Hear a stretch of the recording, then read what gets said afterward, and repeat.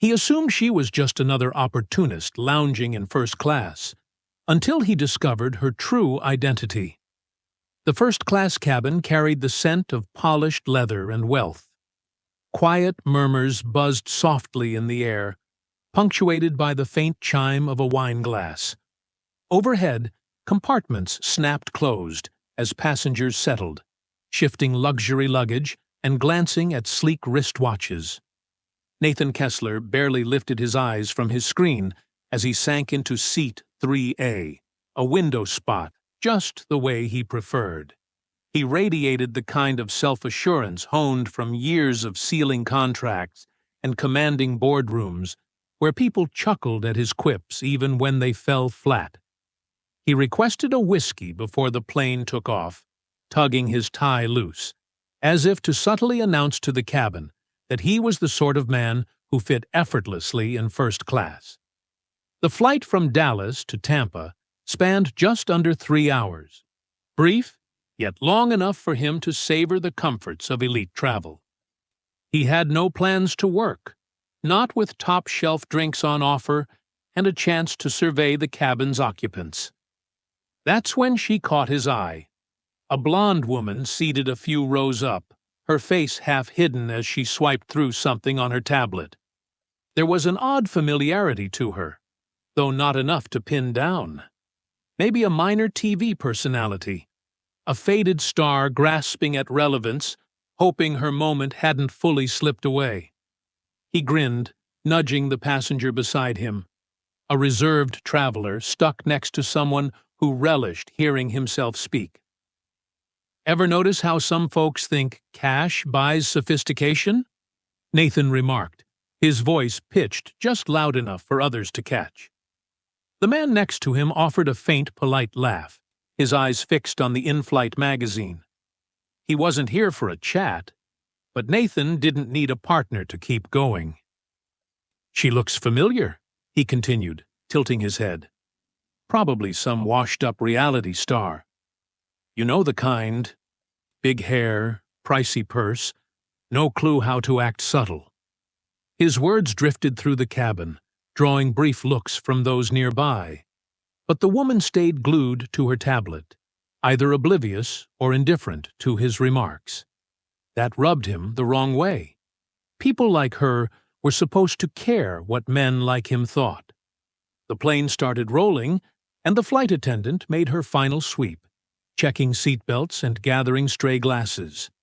Nathan leaned back, stretching a bit, already restless before takeoff. He watched as the blonde woman calmly passed her drink to the attendant and offered a small smile, poised, unruffled. It annoyed him. She had a steady confidence, a quiet ease that hinted she wasn't the type to flinch at stray jabs or sly looks, and that made Nathan lean in harder. He adjusted his posture, ensuring his voice carried just enough. "Bet she married into money," he said with a shake of his head, like he found it all mildly hilarious. "That's how it usually goes. Third husband, maybe fourth, cosmetic docs on speed dial. Same old story." This time, the air shifted noticeably. The executive across the aisle shot him a quick, sharp glance. The flight attendant paused for a split second as she walked by. Even the man next to him let out a soft breath, as if wishing he were elsewhere. Nathan naturally either missed it or didn't care.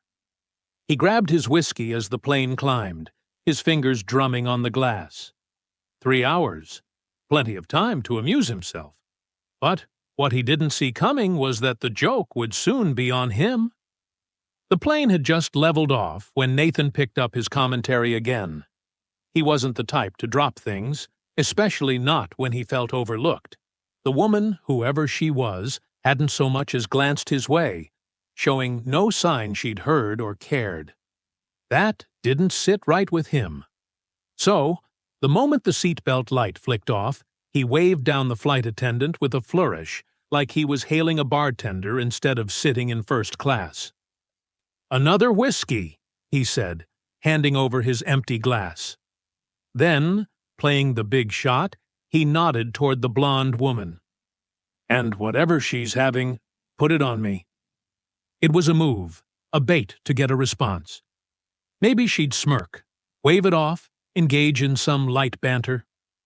Women like her craved the spotlight, or so he figured. But the flight attendant didn't flinch. "She's good, sir," she replied evenly, taking his glass and gliding off before he could push it. Nathan laughed under his breath, shaking his head.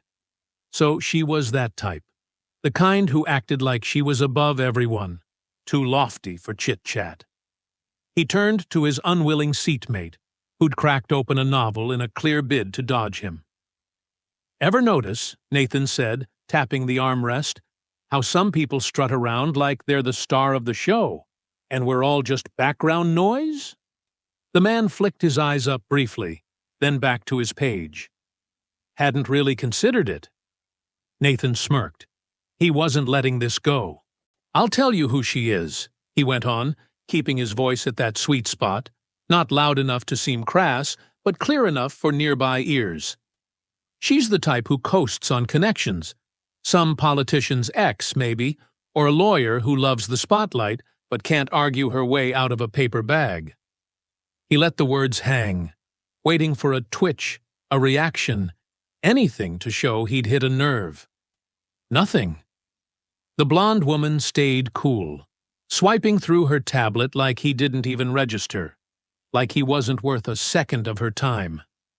Nathan huffed through his nose, fiddling with his watch in frustration. This wasn't entertaining anymore, not even a nibble. "Guess she's too grand for us peasants," he muttered. A few rows back, a woman in a sharp blazer shared a quick look with her neighbor. Across the aisle, an older man peeked over his paper, one eyebrow faintly arched. People were clocking him now, but Nathan, in his swagger, assumed they were on his team, that they saw her as absurd as he did. That's what fueled him to push further. He leaned forward, elbow on the armrest, lowering his tone like he was dropping wisdom. "Mark my words," he said with a grin. "She'll be whining online later about how tough flying is, probably some rant about elbow room or whatever. They love the martyr act." "Excuse me, sir." The voice was steady, firm. Nathan turned, expecting the flight attendant. But no, it was the blonde woman herself. For the first time, she faced him fully, her expression blank. No anger, no annoyance, just a calm, piercing stare that made Nathan suddenly aware of how his voice had echoed. For once, in a rare flicker, he felt a pang of unease, something unfamiliar, but he brushed it off. He held her gaze, waiting for her to snap, to argue, anything he could spin back. But she didn't. She just looked at him, then offered the slightest, most cryptic smile before turning back to her tablet, like he wasn't worth her energy. And for the first time, Nathan felt something he wasn't used to. Outmatched. He shifted, tugging at his cufflink, as if that could shake the discomfort creeping up his spine. That look she'd given him, it wasn't dismissive, wasn't angry. It was worse. It was knowing, like she'd sized up men like him a dozen times and already deemed him irrelevant. That should have made it easy to shrug off, to scoff and sip his drink, but it didn't. It gnawed at him. The flight attendant returned with his whiskey, placing it down with a curt nod before moving on. He noticed she didn't linger, didn't chat. Had she caught his remarks too? He took a slow sip, the ice clinking faintly, then glanced at the woman again. Pam, he told himself. Something about her name tickled a corner of his mind. She was still reading, still unfazed, but now that she'd acknowledged him once, there was a silent thread between them, a quiet challenge. Nathan didn't back down from challenges. So he spoke, this time straight to her, keeping his tone low but loud enough for the cabin to overhear bits. "Pam, huh? You don't strike me as a Pam." No response. A twist of irritation flared in his gut, but he pressed on. "I mean, no offense," he added with a chuckle. "Just, You seem more like a Kristen or a Blair. Pam feels like, I don't know, a soccer mom. Still nothing. Nathan squirmed. She wasn't just brushing him off now. She was letting him dig his own hole. Across the aisle, the older man returned to his paper, but Nathan had seen his earlier glance. Judgmental. 2 rows up, a guy in a suit tapped at his laptop, pretending to work, but clearly tuned in. Even the flight attendant, passing with a tray, kept him in her peripheral. It hit him. They weren't laughing with him. His stomach tightened. He blew out a sharp breath, sinking back in his seat. Fine. Let them be stiff. People were so touchy these days. Acting like a little ribbing was a crime. He hadn't said anything that bad. He finished his whiskey, setting the glass down with a firm clink. And then, as if timed to perfection, the flight attendant spoke. "Ms. Bondi, would you like another drink?" Nathan barely processed it at first. Not until the blonde, Pam, looked up and declined with a polite shake of her head did it click. Bondi. Pam Bondi. His body stiffened, fingers gripping the armrest. It all fell into place. Former Florida Attorney General, a national name, politically wired, a legal force who'd stared down titans and walked away unscathed. A woman who, oh no, wasn't just familiar from TV. She was on TV because she could dismantle someone with one call. Nathan's mouth went dry. He risked another look, but she wasn't watching him. She didn't need to. She already knew. And now he did too. For the first time all flight, Nathan Kessler had no words. He swallowed hard, mind spinning for a way out. Pam Bondi. The name rang in his skull, each echo unraveling his bravado. His grip tightened on the armrest. How had he missed it? He'd seen her before, on news clips, at podiums, in courtroom replays splashed across every channel. She'd taken on giants, corporations, lawmakers, winners, and now he was feet away, realizing his smug little asides had landed in the worst possible lap. The color drained from his face. He scanned the cabin, suddenly conscious of who'd overheard. The older man with his paper, the suit with his laptop, the flight attendant who'd caught it all. Had he just roasted a former AG in front of a packed first-class crowd? Nathan cleared his throat, shifting awkwardly. He had to salvage this. He turned toward her slightly, forcing a grin that felt brittle. I knew you looked familiar," he said, faking a laugh. "Didn't realize I was flying with Florida's finest." Pam didn't budge, didn't turn, didn't reply, just kept scrolling, like he was static on a dead channel. Nathan's gut twisted. She'd heard every word, clocked every jab, and decided he wasn't worth a response. That stung more than a comeback would have. If she'd snapped, he could have sparred, laughed it off, turned it into a game. But this was calculated. She'd let him stew in his own mess. He fidgeted, pretending to fuss with his seatbelt, scrambling for something, anything to say. I followed some of your work back in the day," he ventured, keeping it light. "You've had one hell of a run." Nothing. No flicker, no nod. Nathan's skin prickled. He rubbed his jaw, suddenly aware of how long this flight still stretched. A brief embarrassment was one thing, but being stuck at cruising altitude, marinating in his own misstep, brutal. And just when he thought it couldn't worsen, the flight attendant returned. "Another drink, sir?" Nathan opened his mouth, then paused. Something stopped him. Suddenly, more whiskey felt wrong. "Just water," he mumbled. She nodded, taking his glass. And that's when he saw it. A tiny glint of amusement in Pam Bondi's eyes. She didn't turn, didn't speak, but he knew. She'd been watching, waiting, savoring his unraveling. For the first time in ages, Nathan Kessler felt small. He sat stiffly, his own words weighing on him like a stone. How had he misread this so badly? He prided himself on reading people, steering conversations, never landing on the fool's end. But here he was, boxed in by his own ego, staring at the back of a woman who'd undone him without a sound. His mind raced for a fix. Apologize? Crack a joke? Act like it never happened? He glanced around, gauging the fallout. The suit across the aisle wasn't looking anymore, but his faint smirk said he'd seen it all. The flight attendant kept it professional, handing him water with a blank look.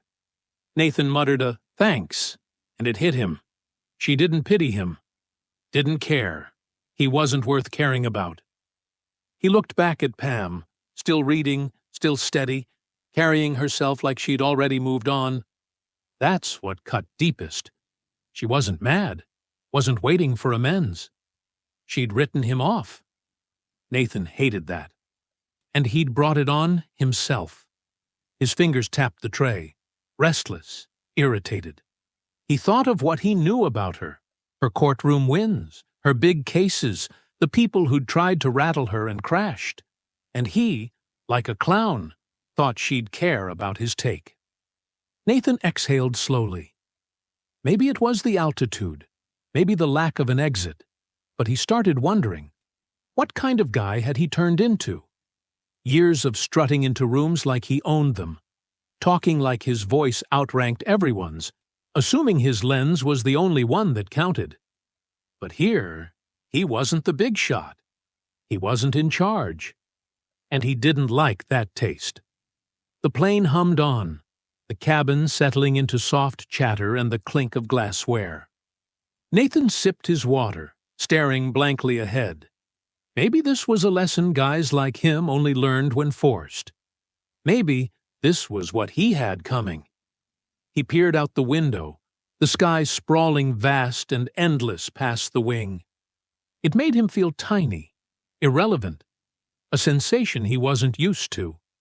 For years, he'd acted like the world revolved around him. People laughed on cue, nodded when he rambled, gave him the stage even when he didn't earn it. But today, he'd been schooled. Respect wasn't about wealth, wasn't about clout, wasn't about who shouted loudest. It was about substance. Pam Bondi hadn't needed to knock him down. She didn't have to. She'd let his own bluster do the heavy lifting. For years, he'd acted like the world revolved around him. People laughed on cue, nodded when he rambled, gave him the stage even when he didn't earn it. But today, he'd been schooled. Respect wasn't about wealth, wasn't about clout, wasn't about who shouted loudest. It was about substance. Pam Bondi hadn't needed to knock him down. She didn't have to. She'd let his own bluster do the heavy lifting. Nathan took another sip of water, the chill grounding him. It wasn't whiskey, but maybe that was smart. For once, he needed to sit with himself, no numbing it out. He glanced at her again, half hoping she'd finally turn, smirk in victory. But she didn't. She was through with him. Had been since she pegged what he was. That realization stung. It wasn't often someone like him had to face the mirror, had to stew in knowing he'd been the clown all along. Nathan sighed, rubbing his temple. Maybe it was time to listen more, assume less. Maybe it was time to think before he spoke. The flight attendant breezed by, and for once, Nathan didn't flag her down. He just sat, watching the sky as the plane dipped toward Tampa. It clicked. This wasn't about Pam Bondi. It was about the man he wanted to be from here on out. How often do we size people up before we even know them? How many times does ego block us from what's real? Maybe the takeaway isn't about rank or prestige. Maybe it's about respecting people before we're left regretting it. If this hit home for you, tap that subscribe button. Who knows? Next time, you might catch yourself before you stumble.